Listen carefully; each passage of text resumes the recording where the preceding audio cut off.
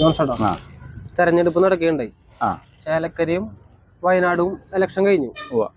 പൊതുവെ അപേക്ഷിച്ച് പോളിംഗ് ശതമാനം വളരെ കുറവാണ് രണ്ട് സ്ഥലത്തും. തീർച്ചയായിട്ടും. അപ്പോൾ ഇനി പാലക്കാട് ഇലക്ഷൻ വരാതിരിക്കുക, എന്തായിരിക്കും അവിടുത്തെ അവസ്ഥ? അല്ലെങ്കിൽ ഈ ഒരു അവസ്ഥയിൽ ആർക്കായിരിക്കും സാധ്യത കൂടുതൽ?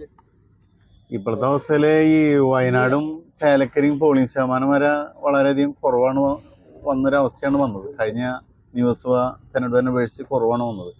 ആ ഒരു ട്രെൻഡ് വെച്ചിട്ട് പാലക്കാട് ഒരു പക്ഷേ പോളിംഗ് ശതമാനം കുറയാനുള്ളൊരു സാധ്യതയുണ്ട്. കാരണം അങ്ങനത്തെ ഒരു അവസ്ഥ വരാം. അത് വെച്ചിട്ട് അവിടുത്തെ ഈ മത്സരം ശരിക്കും പറഞ്ഞാൽ 1-ാം സ്ഥാനം, 2-ാം സ്ഥാനം, 3-ാം സ്ഥാനം, 3 സ്ഥാനത്തിന് വേണ്ടിയുള്ള മത്സരത്തിൽ 1-ാം സ്ഥാനത്തിന് കാര്യമായിട്ട് മാറ്റം സംഭവിക്കില്ല. ഈ 2-ാം സ്ഥാനം, 3-ാം സ്ഥാനത്തിന് വേണ്ടിയുള്ള മത്സരമാണ് യഥാർത്ഥത്തിൽ അവിടെ നടക്കാൻ പോകുന്നത്. 2-ാം സ്ഥാനം ആർക്ക് എന്നുള്ള ഒരു പോരാട്ടമാണ് നടക്കുന്നത്.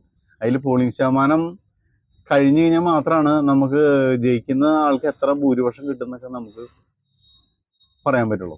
ഇപ്പോഴത്തെ അവസ്ഥയിൽ എന്താ പറയുക, ഈ ഒരു ത്രികോണ മത്സരമൊക്കെ ആണെങ്കിലും ശരിക്ക് ഒരു ആ സ്ഥിതിയിൽ നിന്ന് കുറച്ച് മാറ്റം വന്നു എന്നുള്ളതാണ് എനിക്ക് എൻ്റെ വ്യക്തിപരമായിട്ടുള്ള അഭിപ്രായം. 2-ാം സ്ഥാനത്തിന് വേണ്ടിയുള്ള ഒരു മത്സരം, 1-ാം സ്ഥാനം ഡിക്ലെയർ ചെയ്ത് കഴിഞ്ഞു എന്നുള്ളൊരു അവസ്ഥയാണ് വരുന്നത്.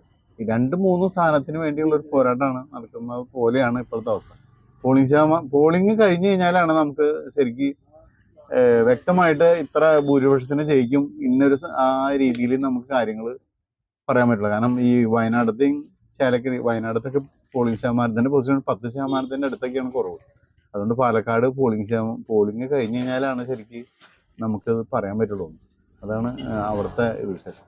എന്താണ് ഇപ്പോ EP ജയരാജന്റെ ഒരു പുസ്തക പ്രകാശനമായിട്ടൊരു വിഷയം നിലനിൽക്കുന്നു. അത് ഈ പാലക്കാട് ഇലക്ഷനെ എങ്ങനെയെങ്കിലും ബാധിക്കാൻ എന്തെങ്കിലും സാധ്യത? സത്യത്തില് പാലക്കാട് ഇലക്ഷൻ അത് കാര്യമായിട്ട് ബാധിക്കാൻ, കാരണം ജയിക്കാൻ നിൽക്കുന്ന സ്ഥാനാർത്ഥിയാണ് 1-ാം സ്ഥാനത്ത് നിൽക്കുന്ന ഒരു സ്ഥാനാർത്ഥി ആയിരുന്നു എന്നുണ്ടെങ്കിൽ അതൊരു വിഷയമായിട്ട് മാറാമായിരുന്നു. പക്ഷെ 2-ാം സ്ഥാനത്തിനും 3-ാം സ്ഥാനത്തിനും തമ്മിലുള്ള മത്സരത്തിലാണ് കാരണം ഈ സരിൻ അവിടെ ഇടപെടുന്നത്. അതുകൊണ്ട് ജയസാധ്യതേനെ ബാധിക്കുന്ന വിഷയം വരുന്നില്ല.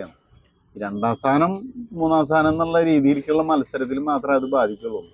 ഒരിക്കലും 1-ാം സ്ഥാനത്തിന് വേണ്ടിയുള്ളൊരു മത്സരത്തിൽ സരിൻ ചിത്രത്തിലില്ല എന്നുള്ള പോലെയാണ് ഇപ്പോഴത്തെ അവസ്ഥ. അതുകൊണ്ട് EP-യുടെ പ്രസ്താവന പാലക്കാട് കാര്യമായിട്ടൊരു ചലനം ഉണ്ടാക്കാനായിട്ട് പോകുന്നില്ല എന്നാണ് എൻ്റെ വ്യക്തിപരമായിട്ടുള്ള അഭിപ്രായം.